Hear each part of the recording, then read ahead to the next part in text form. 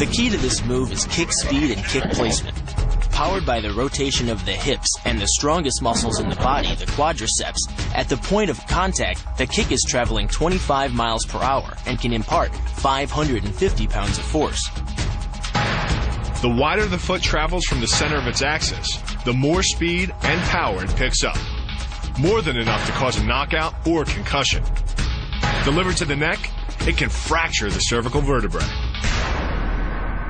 The rotation of the torso is the basis for the strike's power. Because the torso has an effective mass far greater than the arms, its rotation can impart up to 400% more force to your target. And the last-minute rotation of the wrist can magnify that force even more. These alternating points of leverage are the basis for the move. Locking the hands high behind the shoulder blades puts you in control of your opponent's center of mass, which in turn negatively affects his conditional stability. Dropping the hands behind the lower back and driving your chin into the chest further disturbs his center of mass and makes resistance from this position nearly impossible. The application of maximum force ensures you maintain control while driving your opponent to the ground. The first elbow strike can accelerate to a speed of 25 miles per hour in less than a quarter of a second. Less than a third of a second later, the initial strike is followed by another, equally devastating shot. By employing the bony tip of the elbow, these strikes deliver a double dose of injury-producing energy and can result in a broken nose, facial fractures, or a wicked cut. By propelling your body into the air, you effectively become a human missile, hurling your entire body mass into your opponent's gut.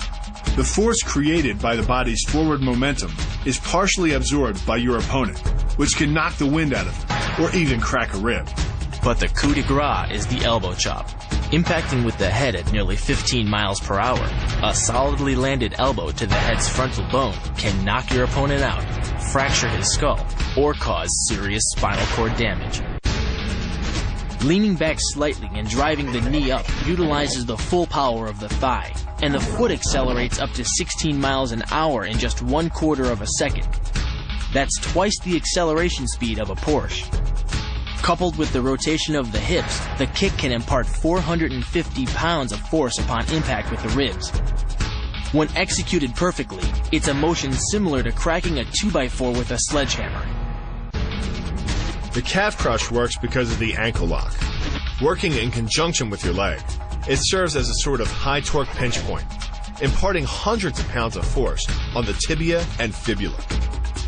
The tibia and fibula are some of the strongest bones in the human body, but creating this pinch point allows you to deliver enough force to easily break them, which leaves your opponent with two choices: tap out and admit defeat, or risk permanently losing the use of your leg.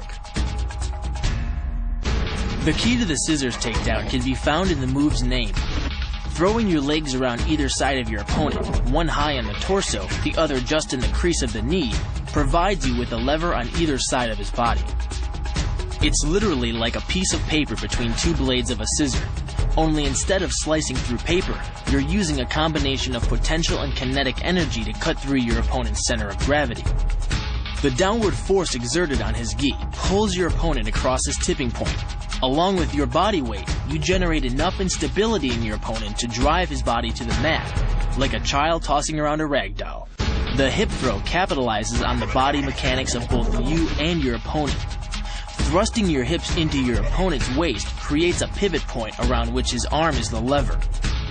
With your legs between his, you've created a center of gravity significantly lower than your opponent's. This imparts maximum instability and helps you maintain control while throwing him over your hip. The throw, coupled with the downward force of gravity, generates a speed of 8 miles per hour, which can create more injury-producing impact energy than falling down a small flight of stairs.